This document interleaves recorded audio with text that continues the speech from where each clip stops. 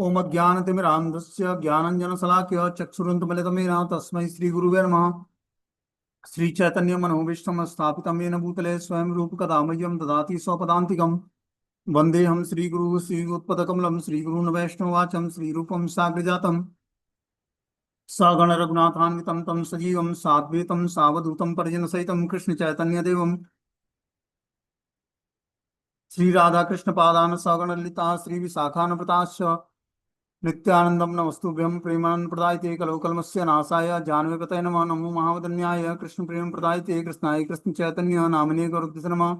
अर्पितचरिचरात करुणावतीर्णो कलो समर्पित उन्नतुज्ज्वल रस स्वभक्ति श्रियम हरिपुर सुंदर गुत्कदम वसंदीपितम सुधा हृदय कंदरे स्मृत्वा सचिनंदनम संसार दुःख जलदो पतितस्य कामा क्रोधादीन क्रम करे कवलीकृतस्य दुर्वासना निगृतस्य निराश्रियस्य चैतन्य चंद्रमं देहि पदावलंबम चैतन्य चंद्रमं हृदय कुंदम विकास्य मृदम विधि निज चिंतन भृंगरंगे किंचापराध निबुद्धिबुधूयं पादामृतम सदैव पायद विगतम माम आजानुलंबित भुजो कनकावदातो संकीर्तनेक पितरो कमलायताक्षो विश्वम्बरो द्विजवरो धर्मपालो वंदे जगत्प्रियकरो करुणावतारो नमस्त्रय काल सत्याय जगन्नाथाय सुताय च सभृत्याय सपुत्राय सकलत्राय ते नमः। अतीर्णो साकरुण्यो परिच्छिन्नो सदीश्वर श्रीकृष्ण चैतन्य नित्यानंदो द्वय भ्रातरम भजे स जयति विशुद्ध विक्रमम् कनकाभ्यं कमलाय तीक्ष्णं वर्जानुडं विलम्बितं खड्ग बहुधा भक्तिरसा विनर्तकं जयति जयतु देव कृष्ण चैतन्य चंद्रो जयति जयतु कीर्तितस्य नित्या पवित्रं जयति जयतु वृत्तस्य विश्वेश्वमूर्ति जयति जयतु नृत्यत्व स्वरूप प्रियाणं पंचतत्वात्मकं कृष्णं भक्तरूप स्वरूपकं भक्तावतारं भक्ताख्यं नमामि भक्तिशक्तिकं। जय श्री कृष्ण चैतन्य प्रभु नित्यानंद श्री अद्वैत गदाधर श्रीवासादि श्री गौर भक्तवृंद। हरे कृष्ण कृष्ण कृष्ण हरे हरे हरे राम राम राम हरे हरे।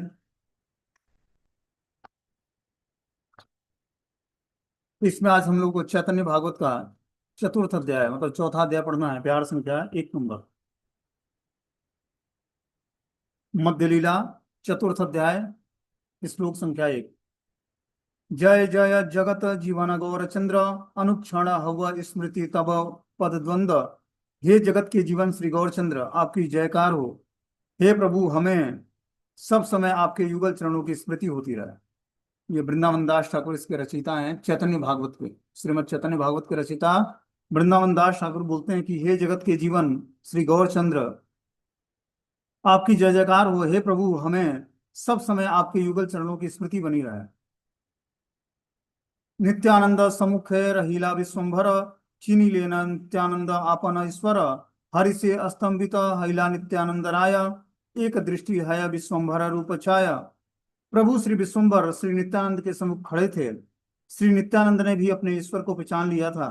तब नित्यानंद राय हर्ष के कारण स्तंभित हो गए और श्री विश्वम्भर के रूप को एकटक होकर देखने लगे। तो देखो नित्यानंद प्रभु और गदाधर पंडित श्रीवास पंडित ये सब और अद्वैताचार्य ये पंच तत्व जो हैं पंच तत्वों में जो 4 तत्व हैं भगवान चैतन्य महाप्रभु को छोड़कर ये सब पहले प्रकटित हो गए थे। महाप्रभु के आने से पहले ये चारों तत्व प्रकट हो गए थे और इन्होंने ही भगवान को बुलाया कि आप आइए। संसार की स्थिति बहुत ही खराब है, दयनीय स्थिति है। कोई भी धार्मिक नियमों का पालन नहीं करता, सभी अधर्म में जुड़े हुए हैं, सब भगवान से प्रेयर्स करते हैं। इसीलिए स्वयं नारायण ही चैतन्य महाप्रभु के रूप में आते हैं। अद्वैताचार्य हुंकार भरते हैं शालिग्राम शिला की गंगा और तुलसी से पूजा करके कि ये नारायण कब आप प्रकट होंगे और इस भौतिक संसार में जो है धर्म की स्थापना करेंगे। तो कलयुग में धर्म की स्थापना क्या है? कलयुग में धर्म की स्थापना है नाम संकीर्तन को स्थापित करना।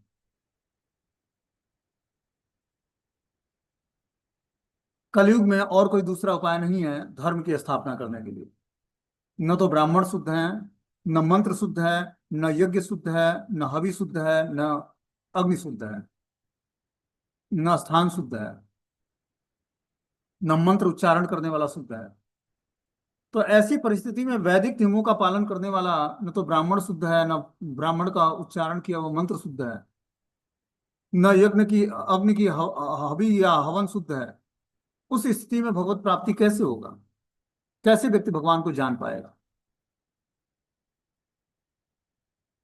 तो इसीलिए कलयुग में बताया गया कि कलौ दोष निधे राजन अस्ति एक महान गुणा कीर्तनादेव कृष्ण से मुक्त संग परम ब्रजेत। कि कलयुग महान दोषों का खान होने के बाद भी एक महान गुण है, क्या? कीर्तनादेव कृष्ण से मुक्त संग परम ब्रजेत। कि व्यक्ति अगर जो नाम संकीर्तन करता है, भगवान का नाम जप करता है, कीर्तन करता है, तो धीरे धीरे मुक्त हो जाएगा वो। मुक्त होने का क्या मतलब है? भगवत रास्ते पर आगे बढ़ जाएगा। जैसे सतयुग में व्यक्ति तपस्या करके भगवान को दर्शन कर लेता था, भगवान को प्राप्त कर लेता था। उस समय उम्र होती थी 1 लाख बरस, तो व्यक्ति हजारों साल तक तपस्या करके भगवान का दर्शन पा लेता था। धीरे धीरे सतयुग से आगे आगे बढ़ा, त्रेता युग आया। त्रेता युग में मनुष्य की उम्र रही 10,000 वर्ष। उस समय यज्ञ संपन्न होता, ब्राह्मण शुद्ध थे, मंत्र शुद्ध था, अभी करप्शन उतना नहीं था। उस समय लोग जो है यज्ञ करते और भगवान विष्णु, यज्ञपति भगवान विष्णु को प्रसन्न करके उनके दर्शन कर लेते, आशीर्वाद प्राप्त कर लेते। फिर त्रेता युग से आगे बढ़ा, द्वापर युग आया। द्वापर युग में व्यक्ति जो है श्री विग्रहों की सेवा करता है। श्री विग्रहों की सेवा में बहुत सारी चीजें शुद्ध चाहिए, पवित्र चाहिए। शरीर भी पवित्र चाहिए, मन भी पवित्र चाहिए, बुद्धि भी पवित्र चाहिए। सामग्री जो भगवान को भेंट करते हैं, पुष्प, जल, धूप, दीप, नैवेद्य जो भी अर्पण करते हैं, सब बहुत ही पवित्रता से बना होना चाहिए। तब जाकर श्री विग्रह पूजा सफल होती है। और कलयुग में इन सब चीजों को मेंटेन करना, पवित्रता मेंटेन मेंटेन करना, पंक्चुअलिटी मेंटेन करना बद्ध जीवों के लिए पॉसिबल नहीं है। इसीलिए बताया गया कलयुग में नाम संकीर्तन ही जीवात्मा का वास्तविक धर्म है। नामनाकारी बहुधा निज सर्वशक्ति तत्रा दरा नियमते स्मरणे न काले एतादृशी तब भगवत तमामी दुर्देव मिदृशी महा जान नानुरागो। ये प्रभु, आपने जैसे वैदिक नियमों के जाप में कुछ नियम होता है कि त्रिकाल संध्या करनी होती है, लेकिन आपने जो ये कलयुग में महामंत्र प्रदान किया है, चैतन्य महाप्रभु ने जो ये महामंत्र प्रदान किया है, इसमें कोई नियम नहीं बनाया हुआ कि किस नियमों का पालन करके यह महामंत्र जाप कर। महामंत्र जाप करने के लिए कोई नियम नहीं बनाया। कभी भी कहीं भी किसी भी परिस्थिति में व्यक्ति भगवत नाम का जप कर सकता है। बस उसको माला पे नाम जप करना पड़ेगा। धीरे धीरे अपने पाप कर्मों से छूटकर और भगवत तत्व को जानने की योग्यता आ जाएगी उसमें। क्योंकि देखो कलयुग में सबके पास पहले तो टाइम की समस्या है। एक क्लास कोई ले लिया जाए तो क्या है कि किसी को सुबह का टाइम सूट करता है, किसी को शाम का टाइम सूट करता है, किसी को दोपहर का टाइम सूट करता है, सबका टाइम अलग अलग है। अब जो सबको सूट करेगा वो मुझे सूट नहीं करेगा। तो उस परिस्थिति में कैसे व्यक्ति भगवत कृपा को आकर्षित कर पाएगा, कैसे भगवत तत्व को जान पाएगा, कैसे आपस में सामंजस्य बैठा पाएगा? और ऐसा पूरे जीवन भर चलना, ऐसा नहीं कि गृहस्थ जीवन है तो हम जॉब बिजनेस करते हैं या पढ़ाई लिखाई करते हैं तो टाइम हम सबके सुटेबल एक समय पर सभी लोग उपस्थित हो पाए, ऐसा पॉसिबल ही नहीं। तो हमें क्या करना होगा ऐसी परिस्थिति में? पहले तो भगवत नाम का जप, एकादशी व्रत और भगवत प्रसाद और शास्त्रों को पढ़ना, खासकर शुरुआत के दिनों में भगवत गीता को तत्व से समझना, ये बहुत ही आवश्यक। 4 एक्टिविटी करेंगे, 4 नियमों का दृढ़ता से पालन करेंगे, तब जाकर हम धीरे धीरे भक्ति में ग्रोथ कर पाएंगे। 4 एक्टिविटी में हमने पहले बताया, नाम जप, एकादशी व्रत, भगवत प्रसाद के अलावा कुछ न खाना और शास्त्रों को पढ़ना। सुन नहीं पा रहे हैं तो कम से कम पढ़ें उसको। रोज 2-4 श्लोक पढ़कर उसका तात्पर्य पढ़ें, समझें। नहीं समझ में आता है तो व्हाट्सएप पे क्वेश्चंस लिख कर भेजें कि ये लाइन का क्या अर्थ है। अपने मन से तो शास्त्रों को पढ़ के समझना बहुत मुश्किल है, इसलिए सुनना आवश्यक है। लेकिन बाई चांस अब सुनने के लिए भी टाइम नहीं है तो कम से कम पढ़ें उसको। वो वाइब्रेशंस हमें शुद्ध कर देगा। जो आध्यात्मिक वाइब्रेशंस है शास्त्रों में, जो एक शुद्ध भक्त के द्वारा लिखा हुआ है, वो वाइब्रेशंस हमें शुद्ध कर देगा पढ़ने मात्र से। प्रत्यक्ष एसोसिएशन है। शास्त्रों को पढ़ते हैं तो जिस भी राइटर ने उस बुक्स को लिखा है, शास्त्र को लिखा है, उसका प्रत्यक्ष हम सेवा कर रहा है, प्रत्यक्ष उसके संपर्क में है। इसलिए शास्त्रों को पढ़ना और सुनना आवश्यक है। सुनना ज्यादा आवश्यक है, अब नहीं सुन सकते तो पढ़ना आवश्यक है।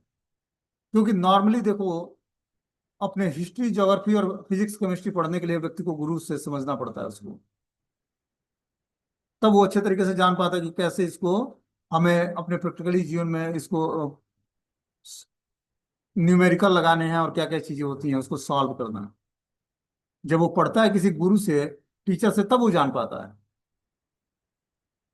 कि कौन से फॉर्मूले कहाँ लगाने हैं। तो आध्यात्मिक जीवन में हमें आध्यात्म के रास्ते पर चलने के लिए, इसको सीखने के लिए, जब तक हम गुरु के माध्यम से उसको सुनेंगे समझेंगे नहीं, तब तक आध्यात्मिक जीवन में प्रोग्रेस नहीं करेंगे। इसीलिए बहुत ही आवश्यक है सुनना या पढ़ना। पढ़ के नहीं समझ पाएंगे तो सुन के समझ पाएंगे हम ज्यादा। आगे इसमें बता रहे हैं कि जो है, रस नाय लिहे एन दर्शने पाना, भुजे एन आलिंगना नासिकाय घ्राण, यही मत नित्यानंद हईला स्तंभित, ना बले ना करे किछु सबे ही विस्मित। वे जीवा से मानो रस ग्रहण कर रहे हो, आंखों से रूप माधुरी का पान कर रहे हो, भुजाओं से प्रभु का आलिंगन कर रहे हो, और नाक से मानो श्री अंगों की सुगंध ले रहे हो। इस प्रकार श्री नित्यानंद प्रभु स्तंभित से हो गए और वे कुछ न बोले और न कुछ करते। यह देखकर सब विस्मित हो गए। अब पहली बार नित्यानंद प्रभु का मिलन भगवान चैतन्य महाप्रभु से होता है नवदीप में। जब नित्यानंद प्रभु को पता लगता है कि भगवान चैतन्य महाप्रभु प्रकटित हो गए हैं और उन्होंने संकीर्तन की शुरुआत कर दी, अब हमारा उनसे मिलना आवश्यक, क्योंकि दोनों मिलते नहीं तो संकीर्तन आगे बढ़ता नहीं। तो नित्यानंद प्रभु भी वेट कर रहे थे कि कब गौरांग महाप्रभु प्रकट होंगे और संकीर्तन शुरू करेंगे, और गौरांग महाप्रभु भी वेट कर रहे थे कि नित्यानंद कब आएगा और मैं संकीर्तन शुरू करूंगा, प्रचार शुरू करूंगा। वैसे तो नित्यानंद प्रभु के बिना भी प्रचार शुरू हो गया था, महाप्रभु का संकीर्तन शुरू हो गया था, लेकिन नित्यानंद प्रभु का मेन रोल था संकीर्तन में। बोलते हैं कि गौर सुंदर का रूप दर्शन करके नित्यानंद ने जैसे जीवा द्वारा रस ग्रहण, आंखों द्वारा उनका पान, हाथों द्वारा उनका आलिंगन, नासिका द्वारा उनके अंग गंध का आस्वादन करने की लीला का प्रदर्शन किया। ये अपनी सात्विक इंद्रियों को भगवान की सेवा में लगाना। जो हमारी ज्ञान इंद्रियां हैं उनको हम सेवा में कैसे लगाते हैं? गौर सुंदर का रूप दर्शन करने में नेत्रों को लगाया, जीवा द्वारा रस ग्रहण करने में, हाथों द्वारा उनका आलिंगन करने में, नासिका के द्वारा उनके गंधों का आस्वादन करने में। इस तरह उन्होंने भगवान की लीलाओं का भगवान का दर्शन किया नित्यानंद प्रभु ने गौरांग महाप्रभु का। बोलते हैं बुझ लेना सर्व प्राणनाथ गौर राय, नित्यानंद जाना इते सुजीला उपाय, इंगिते श्रीवास प्रति बलिला ठाकुरे, भागवतर ए श्लोक पाठ करिबारे, प्रभुर इंगित बुझी श्रीवास पंडित, कृष्ण ध्यान यही श्लोक पढ़ित त्वरित। सबके प्राणनाथ श्री गौर राय सब कुछ समझ गए और नित्यानंद को प्रकाशित करने के लिए एक उपाय सोचा। श्री गौर चंद्र ने श्रीवास पंडित को श्रीमद् भागवतम का एक श्लोक पढ़ने के लिए संकेत किया। प्रभु का संकेत समझकर श्रीवास पंडित ने शीघ्रता से श्री कृष्ण ध्यान संबंधी एक श्लोक का पाठ किया। क्या बता रहे हैं यहाँ पर कि सबके प्राणनाथ श्री गौरांग महाप्रभु सब कुछ समझ गए और नित्यानंद के स्वरूप को प्रकाशित करने के लिए एक उपाय सोचा कि नित्यानंद का क्या वास्तविक प्रकाश है, क्या वास्तविक स्वरूप है, उसको अब चैतन्य महाप्रभु प्रकाशित करना चाहते हैं। ये आखिर नित्यानंद प्रभु हैं कौन? श्री गौरचंद्र ने श्रीवास पंडित को श्रीमद् भागवतम का एक श्लोक पढ़ने के लिए संकेत किया। ये श्रीवास, तुम श्रीमद् भागवतम का एक श्लोक पढ़ो। प्रभु का संकेत समझकर श्रीवास पंडित ने शीघ्रता से श्री कृष्ण ध्यान संबंधी एक श्लोक का पाठ किया। सभी के हृदय अधिपति गौर सुंदर ने नित्यानंद की सेवा प्रवृत्ति हृदय गम्य की और उनके निजी स्वरूप की उपलब्धि कराने के लिए उपाय सोचकर श्रीवास पंडित को संकेत किया कि कृष्ण के रूप का वर्णन के सूचक एक श्लोक का पाठ करने के लिए कहा कि तुम कृष्ण के जिसमें सुंदर स्वरूप का वर्णन है श्रीमद् भागवतम में, उसमें से कोई एक श्लोक का वर्णन शुरू करो जिससे नित्यानंद का स्वरूप प्रकट हो सके। तो श्रीवास पंडित बोलते क्या हैं? श्रीमद् भागवतम के 10वें स्कंद के 21वें अध्याय का 5वां श्लोक कि बर्हा पीड़म नटवर बपु कर्णयो कर्णिकारम बिभ्रतवास कनक पिसम वैजयंती च मालाम रद्राणम वेणुरध्यम सुधया पुरयन गोप वृंदे वृंदारण्यम सुपतरमणम प्राविशत गीत कीर्तिम। कि उस समय नटवर बपू श्री कृष्ण ने अपने जूड़े में मोरपंख आभूषित किया था, दोनों कानों में कनेर का फूल लगाए, श्रीअंग पर सुनहरा पीतांबर वस्त्र और गले में वैजंती माला धारण करके अधरामृत में बंसी के छिद्रों को पूरित करते हुए शंख चक्र आदि लक्षणों से युक्त अपने पाद पद्मों से रति और लीला स्थली वृंदावन में प्रवेश किया। जब गोपगण उनका महात्म कीर्तन कर रहे थे, जब गोपगण भगवान का महात्म कीर्तन कर रहे थे, तो वो नटवर बपू भगवान श्री कृष्ण, जो कि अपने जूड़ों में मोरपंख लगाए थे, दोनों कानों में कनेल का फूल लगाए थे, श्रीअंग पर सुंदर पीतांबर वस्त्र था, गले में वैजंती माला धारण किए थे, अधरामृत पर बंसी धारण किए हुए थे और छिद्रों में बंसी की ध्वनि पूरित हो रही थी, शंख चक्र आदि लक्षणों से युक्त अपने पाद पद्मों में रति और लीला स्त्री वृंदावन में प्रवेश करते हैं। सुनी मात्र नित्यानंद श्लोक उच्चारण, पढ़िला मूर्छित हैया नाही का चेतन, आनंदे मूर्छित हैला नित्यानंद राय, पढ़ पढ़ श्रीवासीर गौरांग सिखाय, श्लोक सुनिय कत चढ़े हैला चेतन, तबे प्रभु आलिंगन लागी लेना करिते क्रंदन, पुनः पुनः श्लोक सुनी बड़ा ई उन्माद, ब्रह्मांड भेदे हे न सुनी सिंहनाद, अलक्षित अंतरिक्षे पड़े आछायाड़, सर्वे मने भावे किबा चूर्ण हैला हाय। इस श्लोक का उच्चारण सुनने मात्र से श्री नित्यानंद प्रभु मूर्छित होकर गिर पड़े और चैतन्य शून्य हो गए। क्या बोलते हैं कि जैसे ही श्रीवास पंडित के मुख से ये श्रीमद् भागवतम का श्लोक सुनते हैं, वैसे ही नित्यानंद प्रभु मूर्छित हो जाते हैं। जिस श्लोक में भगवान श्री कृष्ण के सुंदर स्वरूप का वर्णन है। क्या? वरहा पीड़म नटवर बपू कर्ण्यो कर्णिकारम, बिभ्रत वास कनक कपिसम वैजयंती चमालम, रद्राणम वेणुरदयम सुधया पुरयन गोप वृंदे वृंदारण्यम सुपतरमणम प्राविशत गीत कीर्तिम। ये श्लोक सुनते ही नित्यानंद प्रभु मूर्छित हो जाते हैं और मूर्छित होकर गिर पड़ते हैं और चेतना शून्य हो जाते हैं। श्री नित्यानंद को आनंद से मूर्छित देखकर श्री गौरांग प्रभु श्रीवास से कहने लगे कि पढ़ो, फिर पढ़ो। श्लोक सुनकर कुछ समय पश्चात प्रभु चेतन हुए और फिर रोना शुरू कर देते हैं। इस श्लोक को बारंबार सुनकर उनका प्रेमोन्माद बढ़ने लगा और वे ब्रह्मांड भेदनकारी सिंहनाद करने लगे। लोगों का लक्ष्य अतिक्रमण करके वे इतने वेग से शून्य में उछल कर भूमि पर पछाड़ खाकर गिर पड़े कि उसे देखकर सब लोग यही समझने लगे कि कहीं इनकी हड्डी पसली चूर चूर न हो जाए। उस श्लोक को सुनने मात्र से, जिसमें भगवान श्री कृष्ण के सुंदर स्वरूप का गुणगान है, श्रीवास पंडित भगवान के नित्य सिद्ध पार्षद हैं, नारद मुनि, उनके मुख से ये श्लोक सुनकर नित्यानंद प्रभु मूर्छित होकर गिर पड़ते हैं और चेतना शून्य हो जाते हैं। फिर भी गौरांग महाप्रभु ने श्रीवास को बोला कि हे श्रीवास, तू पढ़ता रहा इसको। इस श्लोक को सुनने के पश्चात फिर से चेतना वापस आती है, फिर रोना शुरू करते हैं नित्यानंद प्रभु और रोते रोते फिर से मूर्छित हो जाते हैं। फिर फिर क्या करते हैं, फिर उनका प्रेम उन्माद बढ़ने लगता है और ब्रह्मांड भेदनकारी सिंहनाद करने लगते हैं। लोगों को लक्ष्य अतिक्रमण करके वे इतने वेग से शून्य आकाश में उछल पड़ते हैं और फिर भूमि पर पछाड़ खाकर गिर पड़ते हैं। उनको देखकर ऐसा लगा कि कहीं इनकी हड्डी पसली चूर चूर ना हो जाए। इतना हवा में उछलते आकाश में और फिर नीचे गिरते और अचेत हो जाते हैं। ये है प्रेम के लक्षण। यही महाप्रभु चैतन्य देव दिखाना चाहते थे अपने भक्तों को कि देखो नित्यानंद प्रभु कौन है। तो किसी भक्त की स्थिति तभी हम जान सकते हैं जब भगवान जनाना चाहे, नहीं तो बिना भगवान की इच्छा के किसी भक्त की हम स्थिति को समझ नहीं सकते हैं। बोलते हैं अलक्षित लोगों का लक्ष्य अतिक्रमण करके देखने वाले लोग पहले कल्पना ही नहीं कर पाए कि श्लोक सुनने से वैसी अवस्था कैसे प्राप्त हो सकती है। हम लोग भी रोज श्लोक सुनते हैं लेकिन कोई विकार उत्पन्न नहीं होता है, महामंत्र भी जाप करते हैं लेकिन कुछ नहीं होता है। और यहाँ श्रीमद् भागवतम का एक श्लोक सुनकर, जिसमें महाप्रभु श्रीवास पंडित के मुख से जो भगवान श्री कृष्ण के सुंदर स्वरूप का गुणगान किया गया, नित्यानंद प्रभु मूर्छित हो जाते हैं और होश में आते हैं तो अतिक्रमण करने वाले वेग शून्य आकाश में उछलकर भूमि पर पछाड़ कर गिर जाते हैं और जैसे लगता है कि उनकी सारी अस्थियां चूर चूर हो जाएंगी। बोलते अन्य की दाय वैष्णवेर लागे भय, रक्ष कृष्ण सबे संगरय, उस समय औरों की तो बात ही क्या, वैष्णव को भी भय लगने लगा।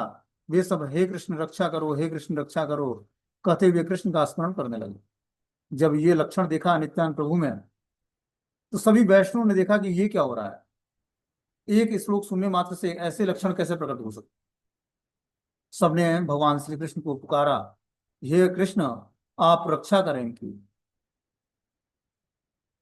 बोलते हैं गड़ा गड़ी आय प्रभु पृथ्वी रतले, कलेवर पूर्ण हैला नयनेर जले, विश्वम्बर मुख चाही छाड़े घन श्वास, अंतरे आनंद छड़े छड़े महाहास, छड़े नित्य नृत्य छड़े नत छड़े बाहुताल, छड़े योड़ योड़ लंप देह देखी भाल। श्री नित्यानंद भूमि पर लोटपोट हो रहे थे। नेत्रों के जल से उनका समस्त शरीर भीग पड़ा था। वे विश्वम्भर प्रभु की ओर देख देख कर लंबी लंबी सांसें छोड़ रहे थे। हृदय आनंद से पूर्ण था। क्षण में खिलखिलाकर हंस पड़ते, क्षण में नृत्य करने लगते, क्षण में भूमि पर लोट पोट हो जाते, और फिर क्षण में भुजा फटकारते हुए ताल ठोकते हुए क्षण में दोनों चरण चरण मिलाकर कूदते। ये सभी क्रियाएं बहुत ही सुंदर दिखाई देती। तो ये क्षण क्षण उनके अंदर परिवर्तन होता। क्या बोलते हैं, कभी कभी वो लोट पोट करते धरती पर, कभी नेत्रों के जल से पूरे शरीर को गीला कर लेते, कभी वे विश्वम्भर प्रभु को देखकर लंबी लंबी श्वास छोड़ने लगते। हृदय आनंद से पूर्ण था। क्षण में खिलखिलाकर हंस पड़ते, क्षण में नृत्य करने लगते, कुछ क्षणों में भूमि पर लोटपोट करने लगते, फिर कुछ ही क्षण में भुजा फटकारते हुए ताल ठोकते और क्षण भर में दोनों चरणों मिलाकर कूदने लगते। ये क्रिया उनकी बहुत ही सुंदर लग रही थी। बोलते हैं कुश्ती के अखाड़े में द्वंद्व युद्ध में आह्वान तथा अथवा आक्रमण करने के उपक्रम के साथ भुजा के ऊपर हाथों द्वारा आघात किया जाता है। उसी तरह नित्यानंद प्रभु ने उसी तरह के आघात जो है अपने चरण कमलों को मिलाकर करते हैं और भुजाओं को फटकारते हुए ताल ठोकते हैं। देखिए अद्भुत कृष्ण उन्माद आनंद, सकल वैष्णव संगे कांदे गौरचंद्र। श्री नित्यानंद प्रभु के अद्भुत श्री कृष्ण प्रेमोन्माद के दर्शन कर सभी वैष्णवों के साथ श्री गौर सुंदर भी आनंद से रोने लगे। अब क्या होता है, श्री नित्यानंद प्रभु के अद्भुत श्री कृष्ण प्रेम उन्माद को देखकर, ये सारे अद्भुत कृष्ण प्रेम उन्माद था, मतलब कृष्ण प्रेम में इतने उन्मादित थे कि ऊपर बताए गए सारे लक्षण दिखाई देते थे इसमें। बोलते हैं सभी वैष्णव के साथ श्री गौर सुंदर भी आनंद से रोने लगे। पुनः पुनः बाड़े सब सुख अति अनिवार्य, धरे न सबाई के ह नारे धरिवार। श्री नित्यानंद का प्रेमानंद सुख पुनः पुनः बढ़ता ही जा रहा था। इसी प्रकार रोके नहीं रुक रहा था। सब वैष्णव उनको पकड़ने की चेष्टा कर रहे थे, परंतु पकड़ नहीं पा रहे थे। धरिते नारीला यदि वैष्णव सकल, विश्वभर लई लई लेना अपनार कोले। विश्वभर बता रहे कि जब सब वैष्णव जन मिलकर भी उनको पकड़ ना सके, तो विश्वम्भर ने स्वयं उनको गोद में ले लिया। बोल रहे हैं कि जो है नित्यानंद प्रभु को सभी वैष्णव मिलकर और दौड़ाना शुरू करते हैं और उनको पकड़ने का प्रयास करते हैं, लेकिन बता रहे हैं कि विश्वम्भर ने स्वयं उनको गोद में ले लिया, क्योंकि महाप्रभु के द्वारा ही कंट्रोलित होना चाहते थे। बोलते हैं विश्वम्भर कोले मात्र गैला नित्यानंद, समर्पिला प्राणतः यह निष्प्रदंत। यार प्राण ताने नित्यानंद समर्पित, आक्षे प्रभु सो कोले अचिष्ट हईला। श्री विश्वम्भर की गोद में जाते ही नित्यानंद प्रभु ने अपने प्राणों को उन्हें समर्पित कर दिया और शांत हो गए। जिनके प्राण हैं उन्हें समर्पित करके नित्यानंद प्रभु की गोद में अचेष्ट हो पड़ गए। तारा की श्री विश्वम्भर की गोद में जाते ही नित्यानंद प्रभु ने अपने प्राणों को उनको समर्पित कर दिया और इस प्रकार वो शांत हो गए। जिनके जिनके प्राण हैं उन्हें समर्पित करके नित्यानंद प्रभु ने गोद में अचेष्ट पड़े रहे। तारा की नित्यानंद प्रभु श्री विश्वम्भर की गोद में जाते हुए नित्यानंद ने अपने प्राणों को समर्पित कर दिया और शांत हो गए। जिनके प्राण है उन्हें समर्पित करके नित्यानंद महाप्रभु की गोद में अचिष्ट बने रहे।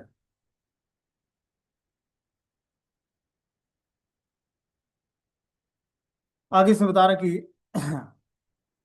भाष्य नित्यानंद चैतन्य प्रेम जले शक्ति हत लक्ष्मण हे एन राम कोले प्रेम शक्ति वाणी मूर्छा गैला नित्यानंद नित्यानंद कोले करी कांदे गौरचंद्र की आनंद विरह हैला दुई जने पूर्व एन सुनियाक्षी श्री रामचंद्र लक्ष्मणे गौरचंद्रे नित्यानंदे स्नेहर ये सीमा श्री लक्ष्मण राम लक्ष्मण वही नाहिक उपमा श्री नित्यानंद प्रभु श्री चैतन्य चंद्र के प्रेम जाल में बहने लगे।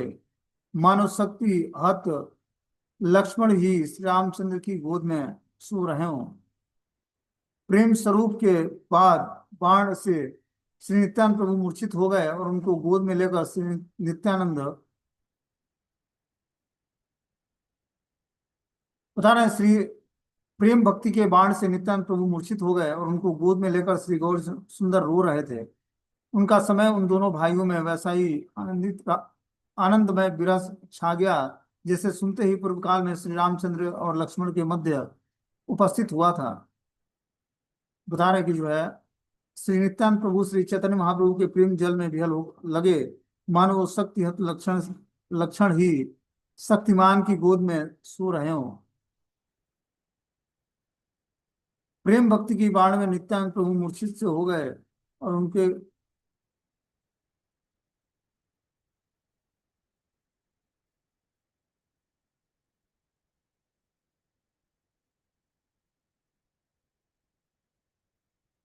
उनकी गोद में लेकर श्री गौरचंद्र रो रहे थे। उस समय उन दोनों भाइयों में वैसा ही आनंद में विराज छा गया जैसे सुनते हैं पूर्व काल में श्री राम लक्ष्मण के मध्य उपस्थित हुए थे।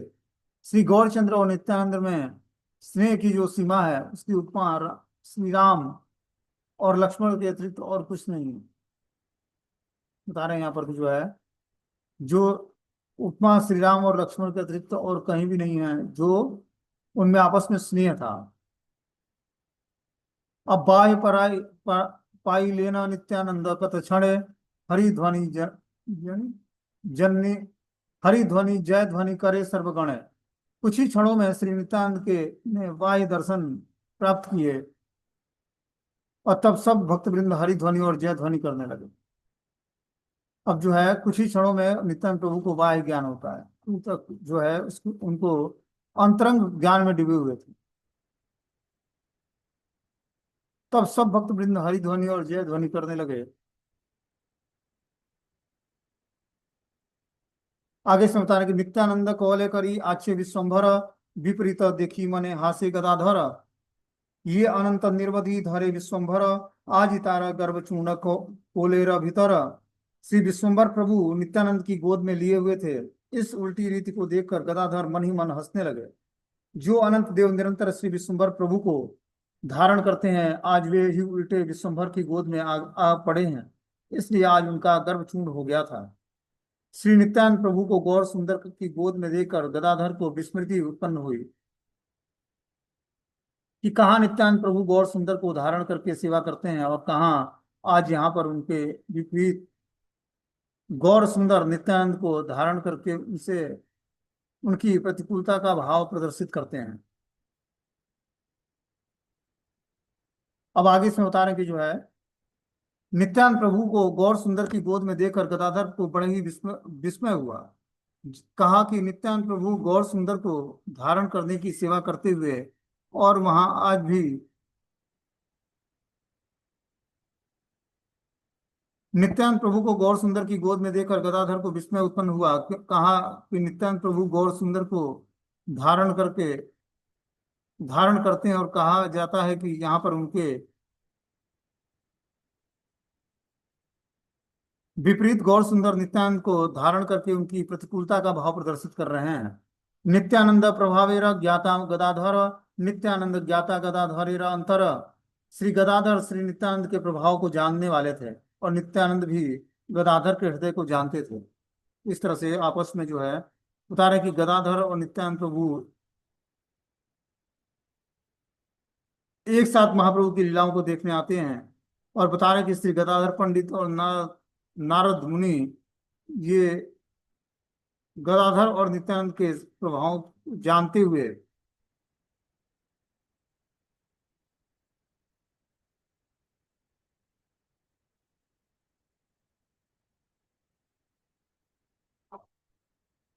हृदय के भाव से थोड़ा थोड़ा बहुत अवगत थे, कारण कि नित्यानंद प्रभु और गौर सुंदर के।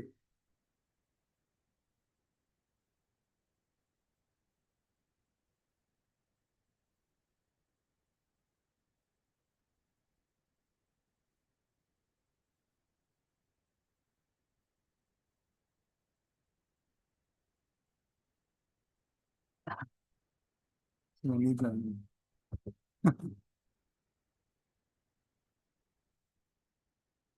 बोलते हैं, नित्यानंद प्रभावेर ज्ञाता गदाधर, नित्यानंद ज्ञाता गदाधर, गदाधर अंतर, श्री गदाधर श्री नित्यानंद के प्रभाव को जानने वाले थे, और नित्यानंद भी गदाधर को के हृदय को जानते थे। गदाधर गौर सुंदर की नितांत निज शक्ति हैं, इसलिए वे गौर सेवक नित्यानंद के विचित्र प्रभाव को जानते थे।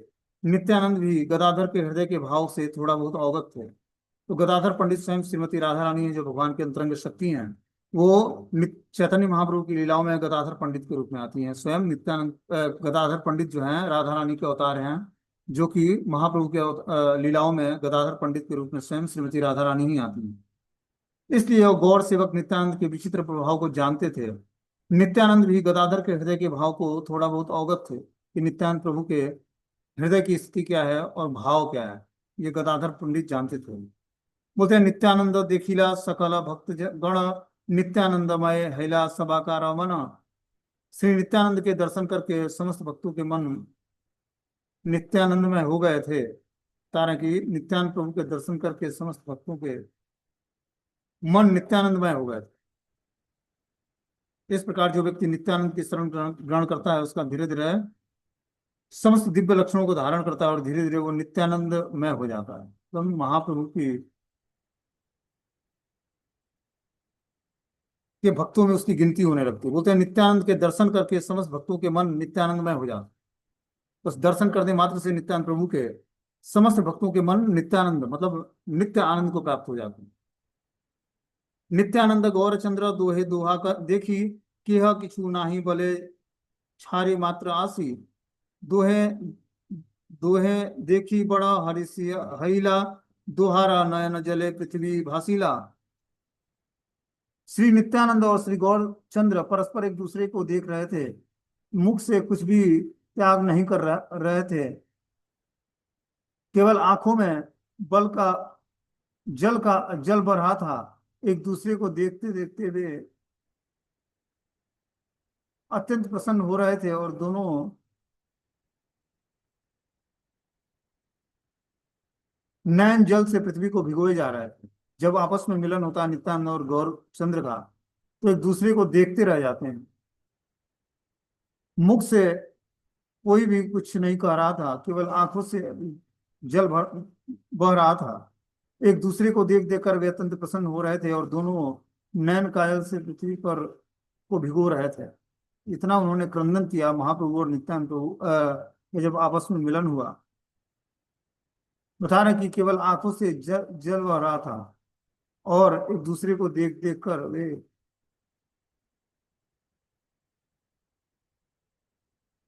अत्यंत प्रसन्न हो रहे थे, और दोनों नयन जल से पृथ्वी को भिगोए जा रहे थे। जैसे ही दोनों का मिलन होता है महाप्रभु और नित्यानंद प्रभु का, वो एक दूसरे का आलिंगन करते हैं, और बता रहे हैं कि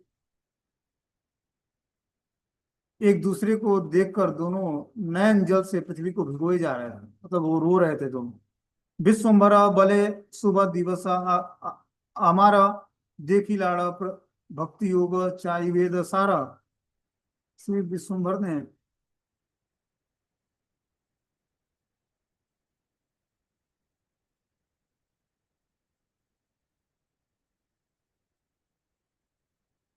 आगे से बता रहे कि विश्वम्भरा बले शुभ दिवस हमारा, देखी लाड़ा भक्ति योग चारी वेद सारा। श्री विश्वम्भर ने कहा कि आज मेरे लिए बड़ा ही शुभ दिन है, जो आज मैंने चारों वेदों का सार ही जो भक्ति योग है इसके प्रत्यक्ष दर्शन किए हैं। तो यहाँ पर बता रहे हैं कि जो है श्री विश्वम्भर ने कहा, चैतन्य महाप्रभु ने कहा कि आज मेरे लिए बहुत ही शुभ दिन है, जो आज मैंने चारों वेदों का सार जो भक्ति योग है उसके प्रदर्शन का दर्शन कर पा रहा हूँ।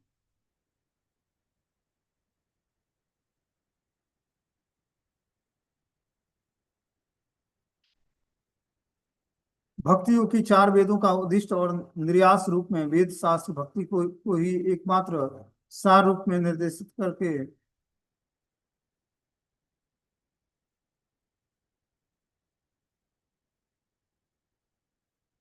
भक्ति योग की चारों वेदों का उद्दिष्ट और निर्यास रूप है। वेद शास्त्र भक्ति को ही एकमात्र सार रूप में निर्देशित करते हैं। जीव का पूर्ण ज्ञानोदय होने पर ही उसकी आत्मा की नित्य वृत्ति भक्ति का उदय होता है। सेवामय चित्त ही भगवान के स्वरूप को ज्ञान प्राप्त करता है और ज्ञान प्राप्ति के बाद सेवामय होकर अवस्थित रहता है। यहाँ पर बता रहे हैं कि जो है भक्ति योग के चारों वेदों के से ऊपर उद्दिष्ट और निर्यास रूप है, सार्थ स्वरूप है वेदों का। वेद शास्त्र भक्ति योग को ही एकमात्र सार रूप में निर्देशित करते हैं कि जो भक्ति योग है वही चारों वेदों को के द्वारा निर्देशित है और वही एकमात्र सार रूप में निर्देशित होता है। भक्ति का पूर्ण ज्ञानोदय होने पर ही उसमें आत्मा की नित्य वृत्ति भक्ति का उदय होता है। जीव का पूर्ण ज्ञानोदय होने पर ही उसमें आत्मा की नित्य वृत्ति भक्ति का उदय होता है। सेवामय चित्त ही भगवान के स्वरूप का ज्ञान प्राप्त कराता है और ज्ञान प्राप्ति के बाद सेवामय होकर ही उपस्थित होना होता है।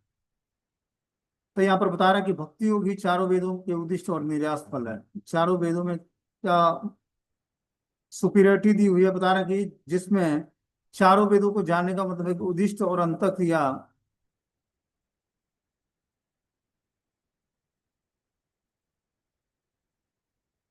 एकमात्र सार रूप में निर्देशित हुआ है। जीव का पूर्ण ज्ञानोदय होने पर ही उसमें आत्मा की नित्य वृत्ति भक्ति योग का उदय होता है। सेवामय चित्त ही भगवान के स्वरूप का ज्ञान प्राप्त कराता है और ज्ञान प्राप्ति के बाद सेवामय होकर ही अवस्थित रहता है। तो बता रहे कि व्यक्ति को ज्ञान प्राप्त करने के लिए पहले क्या करना पड़ेगा, सेवा वृत्ति को धारण करना पड़ेगा, तब उसके हृदय में आध्यात्मिक ज्ञान प्रकटित होगा। ज्ञान प्राप्ति के बाद ही सेवा भाव विकसित होता है। जब ज्ञान होता है तभी वो हमारे अंदर सेवा भाव का विकास करता है।